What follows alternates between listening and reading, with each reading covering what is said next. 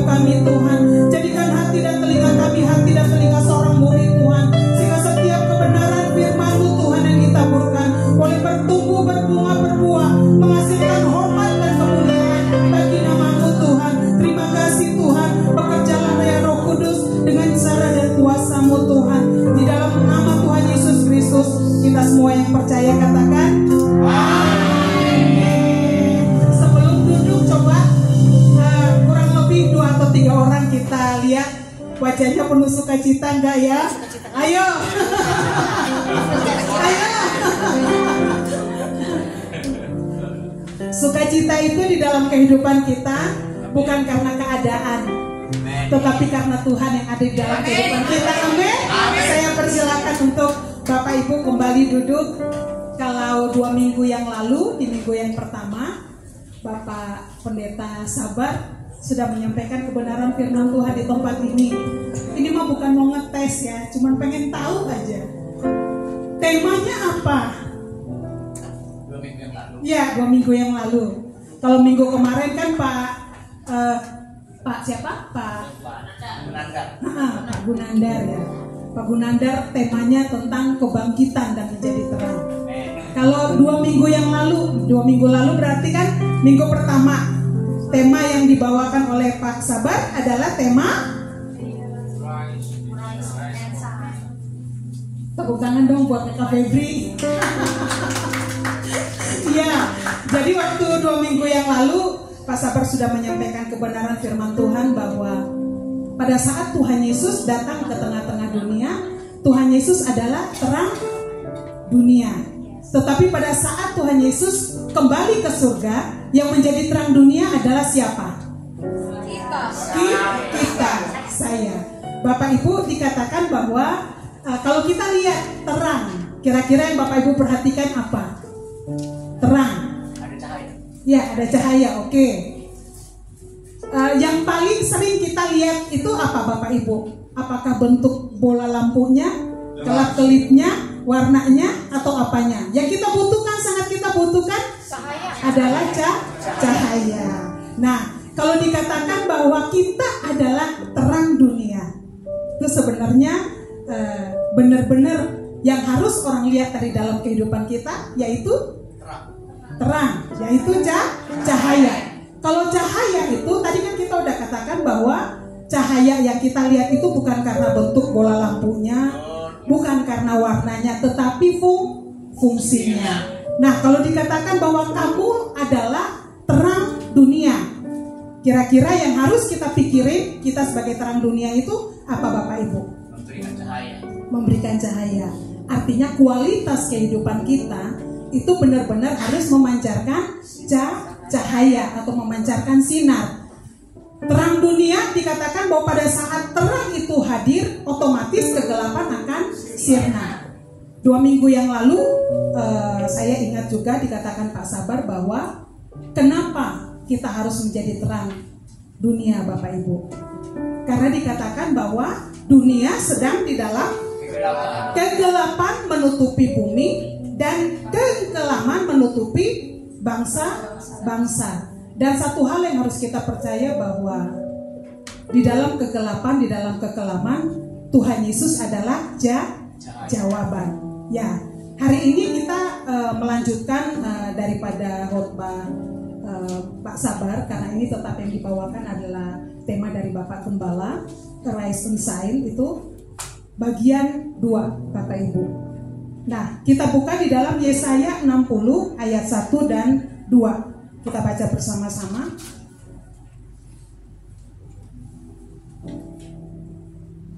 Yesaya 60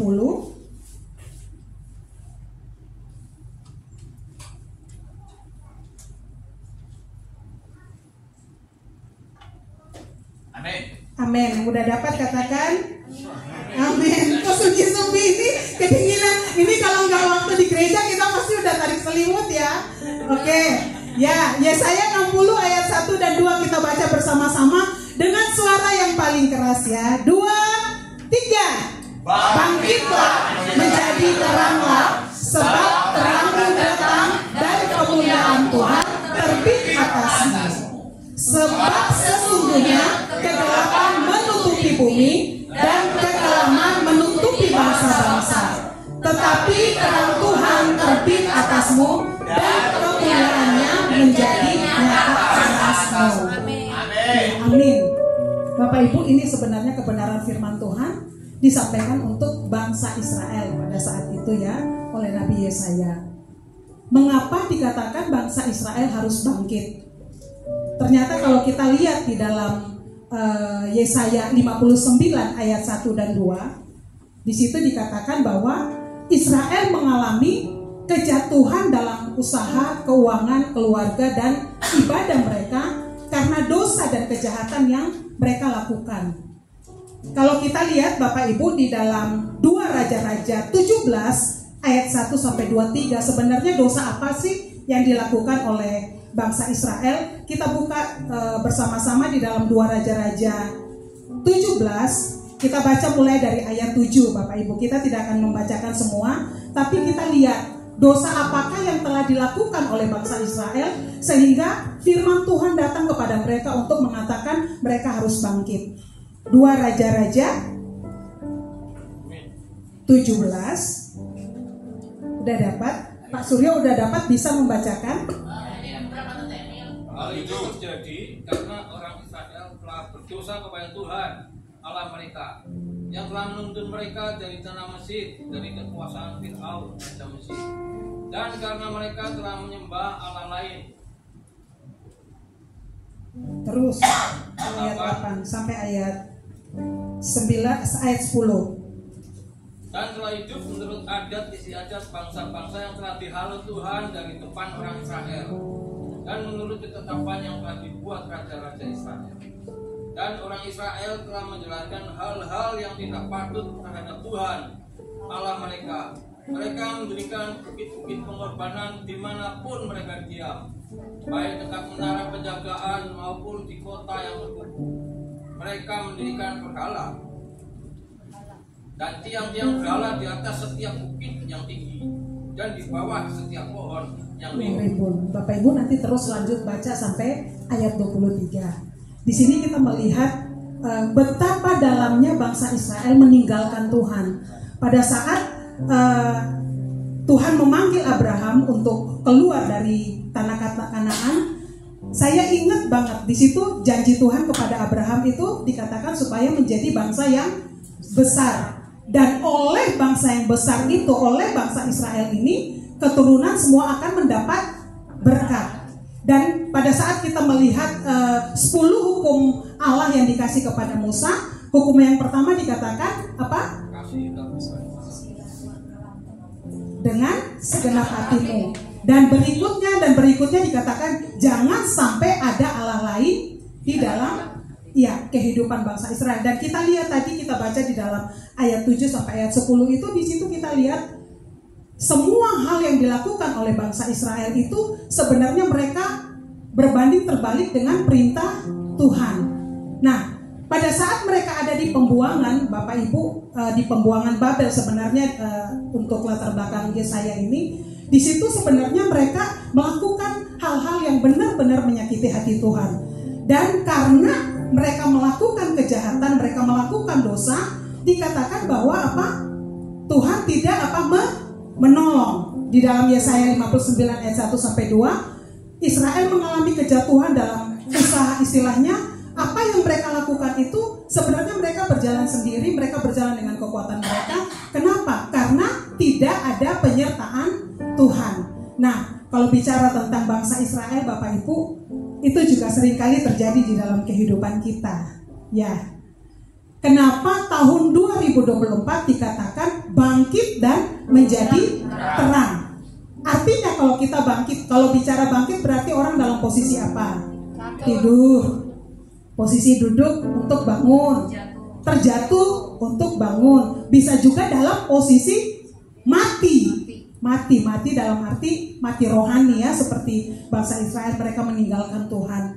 Nah, pada saat bangsa Israel di dalam kondisi seperti ini, Bapak Ibu, mereka tidak melihat pertolongan Tuhan. Kenapa? Kalau kemarin dikatakan khotbah Bapak Pendeta Gunandar itu bahwa Allah kita itu adalah Allah yang maha kudus. Bahkan kita ingat di dalam Mazmur dikatakan, orang yang bisa datang menyembah Tuhan itu harus didapati apa? Tangannya bersih. Itu kita bisa baca seperti itu ya Bapak Ibu. Dan di dalam kehidupan kita seringkali kita tidak melihat jalan keluar. Seringkali kita tidak melihat tuntunan Tuhan. Karena apa Bapak Ibu? Karena ada hal-hal di dalam kehidupan kita yang sebenarnya bertentangan dengan apa yang firman Tuhan katakan di dalam hidup kita. Saya sebenarnya pagi hari ini ada poin yang saya ingin tekankan yang harus kita sadari di dalam kehidupan kita. Allah kita adalah roh. Kita sebagai manusia itu sebenarnya ada 3, roh, jiwa, dan tubuh. Kenapa dikatakan dosa seperti kanker yang merusak? Kalau kanker itu sel-sel yang baik digerogoti sampai rusak, dia menguasai dan akhirnya akan mati. Dosa pada saat ada di dalam kehidupan kita harus sadar bahwa sebenarnya yang digerogoti apa? Roh kita. Sedangkan dikatakan minggu kemarin saya ingat banget Pak Gunandar mengatakan bahwa karena Allah adalah roh, dan yang membedakan kita dengan ciptaan yang lain karena kita memiliki roh. Kita bisa berhubungan dengan Tuhan. Kita bisa peka dengar suara Tuhan. Kita bisa mendapatkan tuntunan Tuhan. Tapi tuntunan Tuhan di dalam kehidupan kita itu penekanannya dengan kehidupan roh kita. Nah, pada saat dosa masuk di dalam kehidupan kita, yang dirusakkan itu apa Bapak Ibu? Roh. Kenapa dikatakan roh? Karena pada saat roh kita itu sudah diserang, otomatis jiwa, tubuh kita pasti akan hancur dan diserang. Saya ingat Bapak Ibu, saya ingat banget waktu pernah satu kali saya dalam keadaan yang mau dibilang adalah kayak merasa tekanan kuat. Tiba-tiba tuh kayak hati kecil saya tuh mengatakan gini, roh yang bernyala-nyala membuat jiwa menjadi tenang dan tubuh menjadi sehat. Amin. Amin. Pada saat kita roh bernyala-nyala, mau terjadi apapun di dalam kehidupan kita, jiwa kita akan tetap sehat. Jiwa kita itu apa? Pikiran, perasaan kita. Pada saat kita punya hubungan yang dekat dengan Tuhan, Bapak Ibu, orang mau gunjing, orang mau sekalipun mau ngomong bagaimanapun, mungkin kita dengar sesaat kita bisa sakit. Tapi pada saat kita kembali datang punya hubungan dengan Tuhan, itu akan selesai di situ.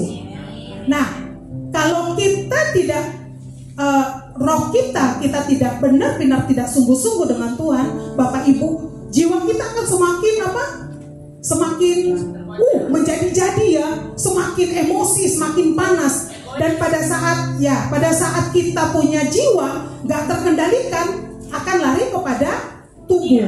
Ya, Bapak Ibu, kita seringkali dengar bahwa sakit mah atau beberapa penyakit di dalam kehidupan kita itu bukan berasal dari makanan, tetapi sebenarnya lebih lari ke apa? Pikiran. Bagaimana pikiran kita bisa tenang Bapak Ibu? Kita harus balik kepada kita di hadapan Tuhan. Apa yang harus kita ubah? Apa yang harus kita cek di dalam kehidupan kita? Dosa itu masuk di dalam kehidupan kita Bapak Ibu. Saya sering kali menekankan bahwa di dalam hidup kita ada 2 hal yang bisa kita sadari. Yang pertama adalah pencobaan, yang kedua adalah ujian. Pencobaan itu sebenarnya dia dari dalam. Yakobus bilang bahwa kita saling menggigit, kita saling bertengkar karena keinginan kita tidak terpenuhi. Nah, ujian itu artinya hal-hal yang memang Tuhan izinkan untuk kita naik kelas. Ya, di dalam hidup kita kadang-kadang ada hal-hal yang kita nggak bisa lari, ada hal-hal yang kita nggak bisa hindari, ada hal-hal yang memang mau nggak mau kita harus lewatin itu. Tujuannya untuk apa Bapak Ibu? Supaya Tuhan membawa kita lebih naik level. Naik level itu sebenarnya apa? Apakah dari yang kemarin nggak punya mobil terus mendapat mobil? Enggak, Bapak Ibu. Kemarin saya benar-benar diberkati dengan khotbah dari Bapak Gunandar. dia mengatakan bahwa segala sesuatu yang terjadi di dalam kehidupan kita, pergumulan Tuhan izinkan supaya apa? Memunculkan Kristus melalui kehidupan kita. Karena pada saat kita mengalami masalah, pada saat kita mengalami pergumulan, kita datang kepada Tuhan, kita mendapatkan tuntunan Tuhan, pasti ada hal yang kita lakukan. Dan pada saat kita melakukan hal seperti yang Tuhan mau di dalam kehidupan kita, pasti mau nggak mau itu akan memberkati banyak orang. Seringkali kan kita bilang, siapa yang mau mujizat? Angkat tangan, yo. Sekarang saya juga mau nanya, siapa yang mau mujizat yang besar? Angkat tangan coba, saya pengen lihat. Yakin? Yakin? Semakin besar mujizat mau kita lihat, semakin besar masalah. Siap? Kadang-kadang orang mau lihat mujizat, tapi masalahnya nggak mau. Itu kita, itu manusiawi memang. Manusiawi cenderungnya memang seperti itu, Bapak Ibu. Jadi pagi hari ini Bapak Ibu, benar-benar kita harus sadari bahwa dosa itu berusaha untuk menarik kita keluar daripada rencana Tuhan. Bapak Ibu, dikatakan di dalam Yakobus Ibrani ya, yang mengatakan bahwa iblis itu seperti singa yang dia berjalan berkeliling mencari yang siap ditelannya. Diterkam.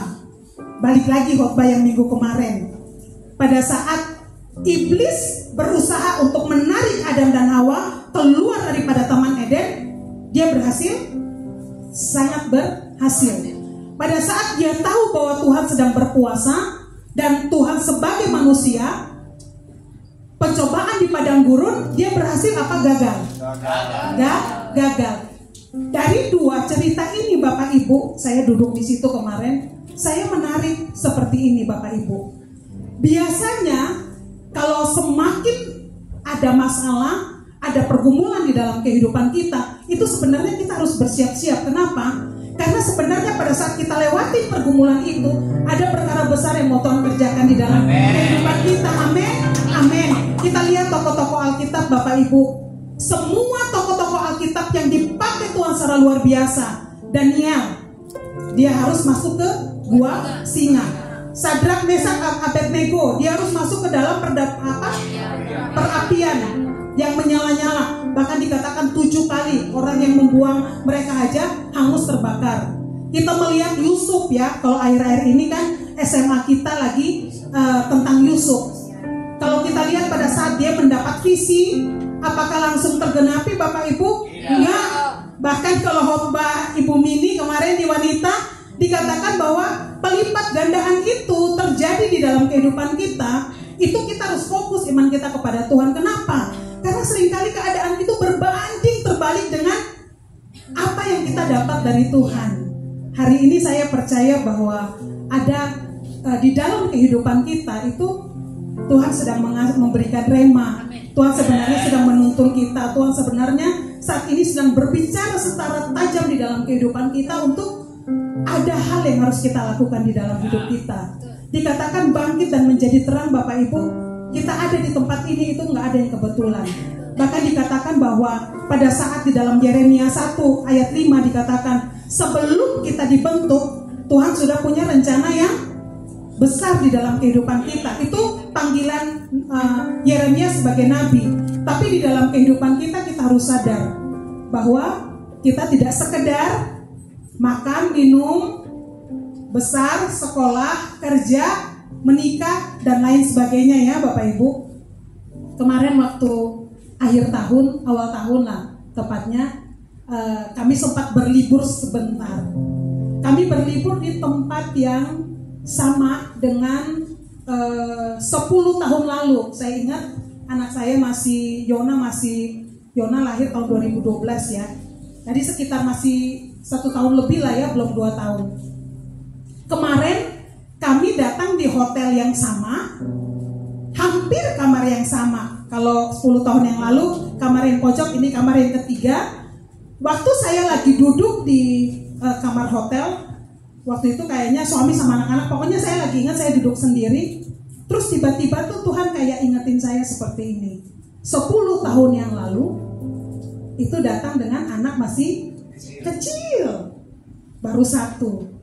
10 tahun kemudian saya datang dengan 2 anak dan anak saya sudah besar.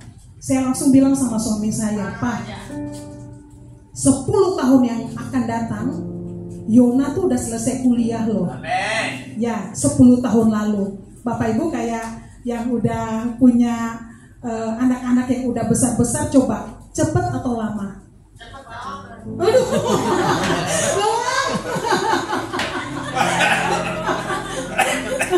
Nah, kalau kita nggak sadar Bapak Ibu, hidup kita akan berlalu gitu aja tanpa kita lakukan apa-apa di dalam kehidupan kita. Tapi pada saat kita sadar bahwa Tuhan hadirkan kita di dalam dunia ini karena Tuhan punya rencana yang spesifik, kita akan mulai untuk berhitung. Nggak tahu saya sekarang itu, saya sampai bilang sama Tuhan, aduh Tuhan, pokoknya jangan buru-buru lah ya gitu. Berhitung Bapak Ibu, saat ini saya usia berapa? 10 tahun ke depan usia berapa? Saat ini apa yang udah saya lakukan? Kira-kira 10 tahun ke depan apa yang bisa saya hasilkan? Bapak Ibu, Efesus mengatakan bahwa berhitung hari-hari supaya kita menjadi bijaksana, supaya kita mengerti kehendak Tuhan. Coba Bapak Ibu, termasuk adik-adik kita ya, termasuk Yona, adik-adik yang masih kecil-kecil, berhitung. Kira-kira dikatakan firman kita punya batas waktu berapa? 70 tahun. Selebih daripada itu udah anugerah Tuhan. Hari ini kita umur berapa? Apa yang sudah kita lakukan? Mungkin kita dulu banyak hal yang kita tunda, atau banyak hal yang kita lewatin karena kita nggak peka, atau kita seringkali melewatkan anugerah Tuhan sebegitunya di dalam hidup kita. Kalau kita masih ada hari ini, Tuhan sebenarnya masih izinkan banyak perkara bisa kita kerjakan, bisa kita selesaikan. Yang penting kita sadar dan mau. Ya, berikutnya ini pembukaan aja udah panjang banget. Poin berikut dikatakan dosa membuat kita tidak dapat melihat jalan Tuhan. Kenapa Bapak Ibu? Di dalam Matius 5 ayat 8 dikatakan bahwa apa? Allah itu, kita lihat di dalam Matius 5 ayat 8, yang udah dapat baca biar, soalnya itu waktu saya tinggal sedikit. Nanti gak beres ya Kak Febri ya. Matius 5 ayat 8. Berbahagialah. Lanjut. Jadi stop. Berbahagialah orang yang suci hatinya, karena mereka akan melihat Allah. Kalau kita gak suci hati, kalau ada dosa di dalam hidup kita, dikatakan kita gak akan melihat jalan Tuhan. Dosa itu sebenarnya dikatakan di dalam bahasa Yunani itu hamartia, artinya apa? Meleset dari tujuan. Seperti kalau anak panah, dia gak tepat di tengah ya Bapak Ibu. Dan sebenarnya dosa di dalam kehidupan kita, sebenarnya itu dia sedang menarik perhatian kita untuk kita nggak fokus kepada apa yang harus kita selesaikan atau apa yang harus kita kerjakan di dalam kehidupan kita. Kalau hari-hari ini di dalam hidup kita, Tuhan sedang mengingatkan ada hal-hal yang harus kita lepaskan, ada hal-hal yang harus kita buang, atau mungkin kegagalan 2023 kemarin membuat kita nggak berani untuk melangkah di dalam 2024 ini. Tuhan katakan apa? Bangkit. Bapak Ibu, kalau kita membaca Alkitab, kita berdoa, itu apakah membuat Tuhan semakin lebih mengasihi kita? Tidak. Kenapa? Iya. Tuhan mengasihi kita itu bukan karena perbuatan baik yang kita lakukan. Pada saat kita berdoa, pada saat kita baca Alkitab, sebenarnya itu yang membuat kita semakin mengasihi Tuhan.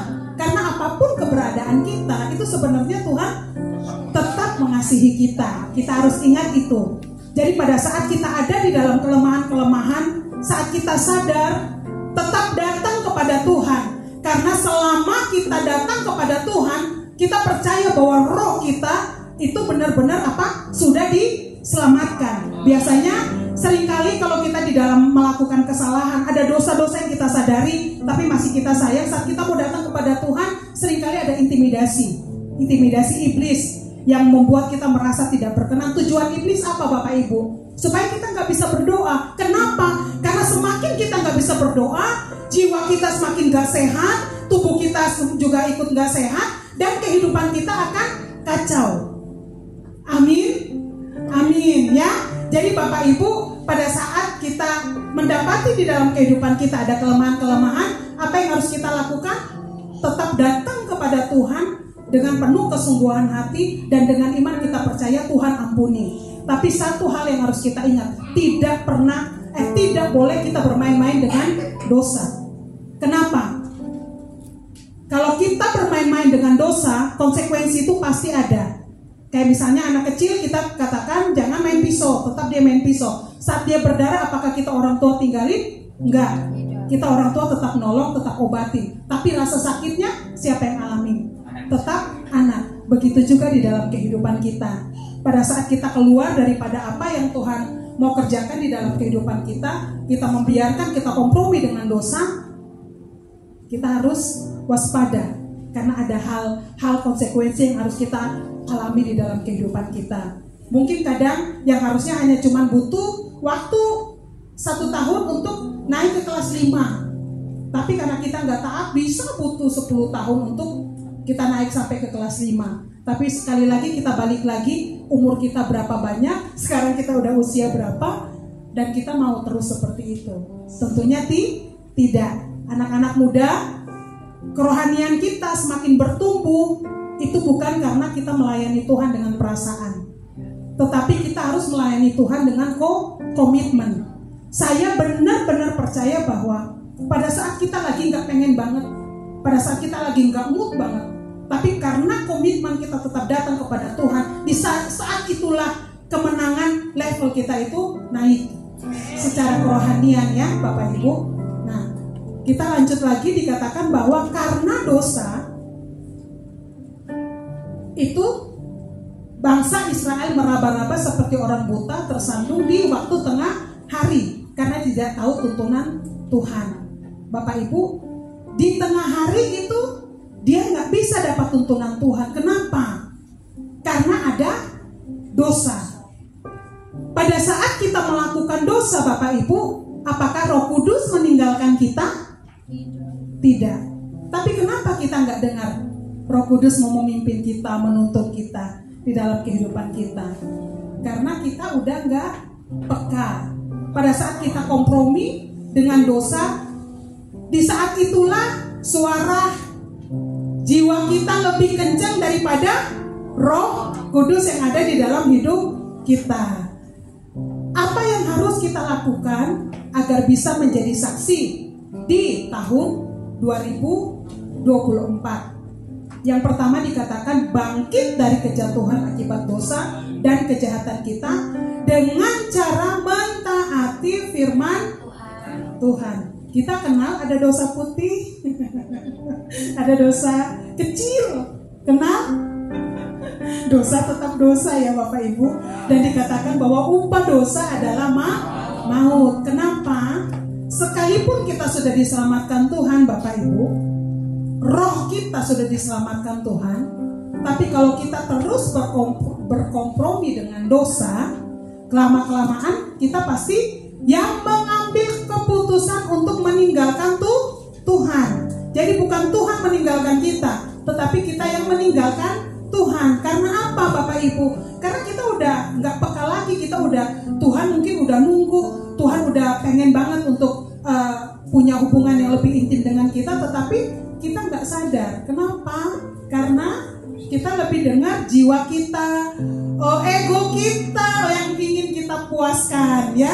Jadi akhirnya hal-hal yang berhubungan dengan Roh Kudus itu lama-kelamaan kita menjadi tumpul. Saya percaya bahwa setiap kita yang ada di tempat ini, tahun 2024 apapun keadaannya, kita akan semakin peka dengan tuntunan Tuhan. Amin. Amin.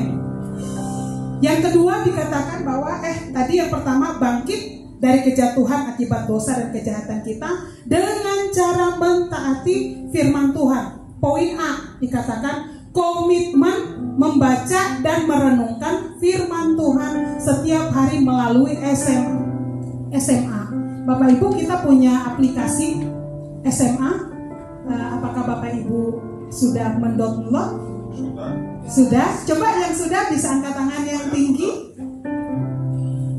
Nah, banyak dari kita yang belum ya. Di situ tiap hari itu ada firman Tuhan yang harus kita baca dan kita selesaikan. Sekarang ada lagi aplikasi baru namanya apa? Spiritual. Nah, MSJ yang nggak baca Alkitab dapat berapa? Yang muda, teledor jadi turun ke D. Udah gitu kita bisa saling mengingatkan Bapak Ibu. Nah, MSJ ini kayaknya nanti ke depan pengerja wajib ya Pak ya. Nah, nanti sebentar kan kita akan rakor tuh.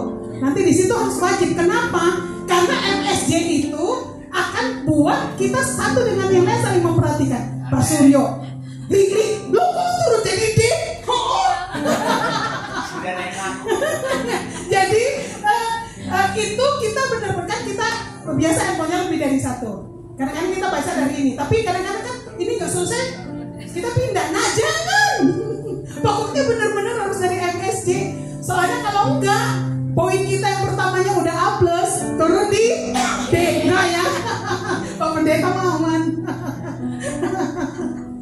Ya, ternyata kalau kita baca tuh kemarin saya lihat ada 5 untuk firman Tuhan ini. Yang pertama kita membaca, kedua kita merenungkan, ketiga kita mencatat, keempat kita melakukan, kelima kita membagikan. Jadi benar-benar pada saat kita melakukan 5 hal ini dikatakan bahwa hidup kita itu akan menjadi kuat. Kalau kita pegang dengan satu jari ya, misalnya kayak sekarang nih, kita datang, kita dengar firman, udah cukup, pulang kagak baca, kagak lihat lagi catatan. Kira-kira kalau ada orang senggol sedikit jatuh nggak? Jatuh. Terus kalau 2 begini jatuh nggak? Ya lebih kuat sedikit sih, tapi ya tetap jatuh. Tetapi kalau kita lakukan semua seperti ini, ada senggol pun refleks kita akan genggam. Ya, artinya apa Bapak Ibu? Pada saat kita benar-benar sungguh memperhatikan firman Tuhan, dikatakan firman Tuhan adalah surat cintanya Tuhan kepada kita. Anak muda, yo, siapa yang pernah dapat surat cinta? Zaman sekarang mah nggak ada. Zaman saya masih ada, Pak Bimbing mah nulis surat cinta tuh. Surat cintanya kalau dikumpul banyak ya. Jadi diam-diam pun pinter loh nulis surat. Rigel pernah nulis surat cintanya. Zaman sekarang mah enggak ya, SMS WA cinta ya. Sweet. Nih, saya bilang ya, kalau misalnya kita sayang sama orang, tapi suratnya kita nggak baca-baca, itu bener? Ya enggak lah. Nah terus Tuhan bilang, kita bilang Tuhan, kita sayang Tuhan, tapi surat cinta dari Tuhan kita nggak baca-baca. Bener kita cinta? Ya enggak lah. Ya, jadi artinya kita harus memperlakukan kebenaran firman Tuhan dengan sungguh-sungguh. Malu. Lu dia. Dikatakan Yakobus 1 ayat 25, barang siapa meneliti hukum yang sempurna atau firman Allah, maka ia akan berbahagia. Di dalam kebenaran firman Tuhan banyak hal, bahkan bukan banyak hal, semua persoalan, semua pergumulan, semua pertanyaan yang ada di dalam hidup kita sebenarnya jawabannya ada di dalam Alkitab atau dalam firman Tuhan. Nah, untuk kita mendapatkan jawaban di dalam firman Tuhan, kita harus membaca. Kadang-kadang ya Bapak Ibu, kita baca firman jangan kejar hanya cuma mau dapat A ya. Jadi ketik lanjut nggak dibaca. Jangan, dosa itu. Namanya bohong itu.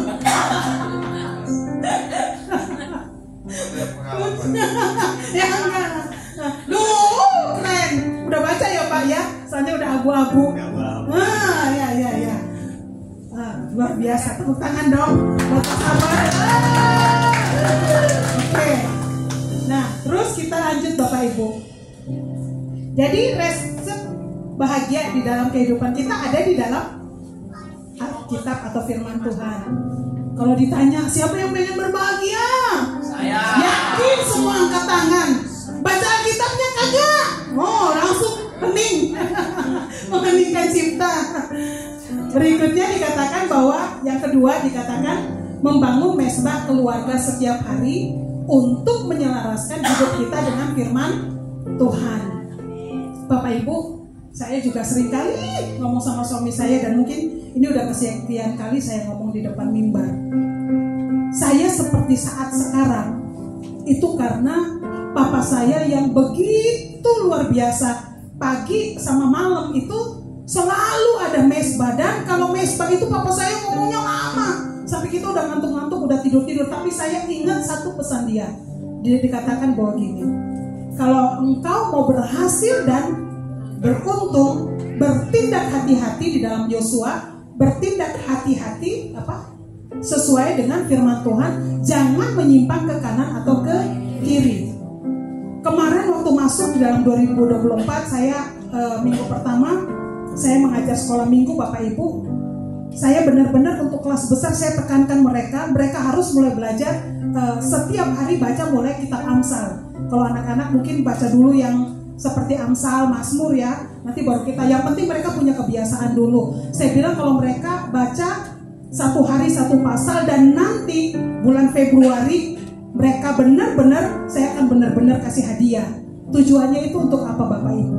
Sejak dini kita harus menekankan kepada anak-anak untuk mereka juga harus cinta firman Tuhan. Kemarin juga saya bilang sama suami saya tentang mesbah. Saya bilang warisan yang terbaik untuk anak-anak itu, kalau kita punya materi, puji Tuhan, sangat-sangat bersyukur. Tetapi ada satu hal yang kita gak boleh lupa di dalam hidup kita. Kalau kita mau anak-anak kita benar-benar cinta Tuhan, sungguh-sungguh mengandalkan Tuhan, apa yang harus kita lakukan? Mereka harus lihat kehidupan kita. Dan mesbah itu benar-benar, itulah istilahnya kita bisa saling, kita doakan anak-anak dengar kita sedang bergumul apa yang sedang kita alami, seperti itu. Kenapa saya selalu menekankan itu kepada suami saya? Karena saya merasakan efek daripada mesbah doa di keluarga saya itu setelah saya udah ke Bandung Bapak Ibu. Waktu saya masih sama orang tua kan semua masalah ada orang tua. Tetapi pada saat kita udah jauh daripada orang tua, apa yang kita pegang? Saya kalau mau hidup hancur serusak-rusaknya, mungkin saya hari ini saya nggak ada di sini. Tapi Tuhan jaga saya begitu luar biasa sehingga saya benar-benar tetap ada di dalam panggilan Tuhan, dan saya bisa masuk di dalam pernikahan, dan pernikahan yang kudus itu benar-benar karena Tuhan Bapak Ibu. Dulu aja kita ngalamin seperti itu, dan benar-benar saya rasakan yang menguatkan saya, yang menopang saya, yang benar-benar saya tahu bahwa langkah saya dijaga, itu karena orang tua Bapak Ibu. Doa-doa mereka, warisan yang mereka berikan di dalam kehidupan. Dan saya hari ini Bapak Ibu, setiap kali seperti saat ini saya berdiri di tempat ini, selalu saya ingat Bapak saya. Kenapa? Bapak saya punya begitu banyak kelemahan, tetapi pada saat di dalam kelemahan dia tetap menekankan untuk kita sebagai anak-anak harus tetap dengan Tuhan Bapak Ibu. Hari ini saya bisa seperti ini Bapak Ibu, itu karena warisan yang orang tua saya lakukan. Orang tua saya masih ada, mereka masih di Kupang. Bahkan kayak kemarin saya lihat, Rigel kamu anak pendeta ya, gitu. Maksudnya datang-datang tiba-tiba main musik udah langsung kayak oke, langsung gitu ya, anak pendeta. Bapak Ibu, bukan soal masalah anak pendetanya, tetapi bagaimana kita sadari bahwa di dalam kehidupan kita Tuhan titipkan anak-anak itu untuk benar-benar kita persiapkan mereka untuk mereka menjalani destiny masing-masing Bapak Ibu. Amin. Amin. Berikutnya dikatakan yang kedua, poin yang harus kita lakukan, bangkit dari hidup untuk diri sendiri menjadi hidup dengan tujuan Allah di dalam Efesus 2 ayat 10. Bapak Ibu, mungkin selama ini di dalam hidup kita, kita rasanya biasa-biasa ya. Kita nggak lakukan apa-apa, rasanya biasa-biasa. Tetapi dikatakan Rick Warren bahwa kalau tanpa Tuhan di dalam kehidupan kita, itu kita nggak punya tujuan.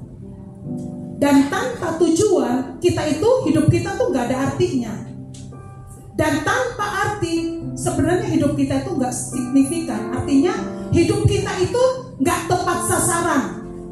Tuhan menghadirkan kita di dalam dunia ini karena kita punya panggilan spesifik yang harus kita selesaikan, dan tidak ada orang lain yang bisa menggantikan apa yang sudah Tuhan anugerahkan di dalam kehidupan kita. Contohnya apa Bapak Ibu? Sekian miliar orang Bapak Ibu, kalau kita bilang apa? Sidik jari, ada yang sama nggak? Nggak ada. Kenapa Bapak Ibu? Menunjukkan bahwa begitu kayanya Tuhan di dalam kehidupan kita, benar-benar begitu punya rencana yang spesifik di dalam kehidupan kita, dan itu kita harus selesaikan di dalam kehidupan kita. Ingat, pada saat kita sedang menjalani visi kita, ujian, cobaan itu pasti ada. Tetapi kembali lagi yang saya katakan, bahwa pada saat kita kembali kepada Tuhan, roh kita dibangun, roh kita bernyala-nyala, jiwa tubuh kita kuasai, dan kita akan tetap berada di dalam koridornya Tuhan. Kita tetap berada di dalam panggilan, dan kita tidak bergeser sedikit pun. Kenapa Bapak Ibu? Karena ada tuntunan Tuhan di dalam kehidupan kita. Artinya apa Bapak Ibu? Masalah boleh ada, pergumulan boleh ada. Mungkin hari ini kita mengalami kekurangan atau apapun lah pergumulan di dalam hidup kita. Tetapi pada saat kita sadari bahwa hidup kita ini gak hanya cuma untuk menghabiskan hari, ada hal yang harus kita kerjakan untuk kita selesaikan, hidup kita benar-benar akan berarti. Amin. Dikatakan bahwa destiny ilahi atau panggilan dalam hidup kita itu jalan hidup yang didesain Tuhan sebelum kita lahir. Baca Bapak Ibu di dalam Yeremia 1 ayat 5, firman Tuhan yang benar-benar mengingatkan dan memberkati bahwa begitu berharganya hidup saya, dan panggilan Tuhan itu ternyata sudah ada sebelum saya dibentuk. Sebelum kita dibentuk, itu Tuhan udah punya tujuan di dalam kehidupan kita. Jadi dikatakan agar kita ikut ambil bagian dalam membangun kerajaan Allah di muka bumi. Membangun kerajaan Allah itu artinya apa Bapak Ibu? Kita diselamatkan itu bukan untuk kita masuk surga seorang diri, tetapi kita diselamatkan untuk kita membawa banyak jiwa datang kepada Tuhan. Tetapi pada saat kita mau untuk membawa jiwa datang kepada Tuhan, sebenarnya banyak hal di dalam hidup kita yang akan Tuhan selesaikan, akan Tuhan bereskan. Tuhan izinkan kita mengalami ujian, Tuhan izinkan kita mengalami pencobaan. Supaya apa Bapak Ibu? Supaya kita benar-benar bisa dibersihkan, dan kita benar-benar hanya bergantung dan berharap kepada Tuhan. Karena pada saat kecenderungan manusia, pada saat bisa melakukan hal yang bisa dia kerjakan, kecenderungannya apa? Sombong. Jadi kadang-kadang memang Tuhan izinkan kita ngalamin banyak hal, itu tujuannya cuma satu. Tuhan bersihkan hati kita supaya kita tetap melihat apa yang Tuhan lihat di dalam hidup kita, melakukan hal yang harus kita lakukan seperti kehendak Tuhan.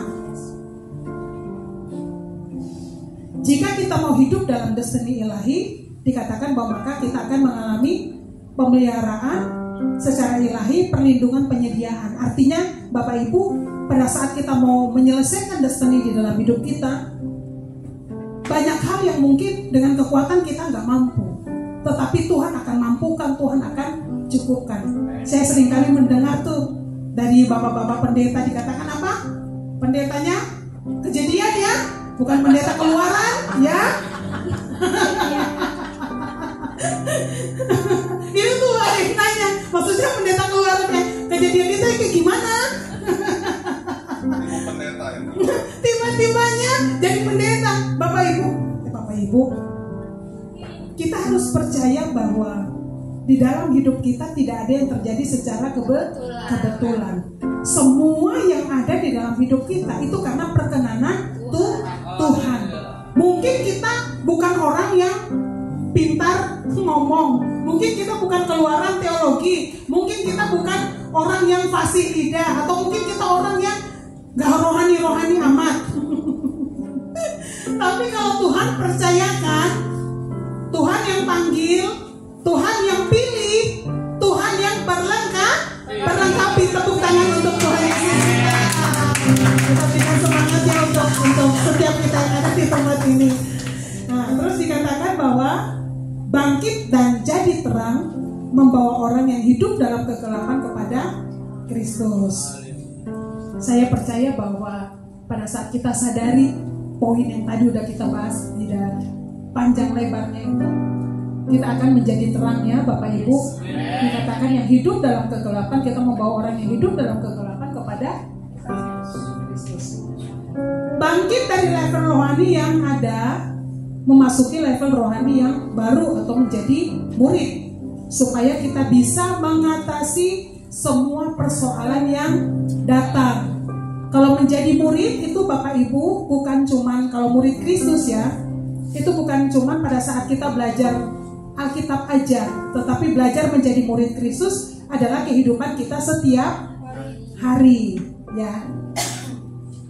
Terus dikatakan bahwa pada saat ada masalah di dalam kehidupan kita, mau sebesar apapun masalahnya, tetapi Roh Tuhan itu akan mengangkat naik level atau standar di dalam kehidupan kita. Kita harus ingat, naik level di dalam kamusnya Tuhan itu bukan bicara tentang apa? Materi, tetapi bagaimana bicara tentang kita semakin dekat dengan Tuhan, dengan apa yang sudah Tuhan rencanakan di dalam kehidupan kita.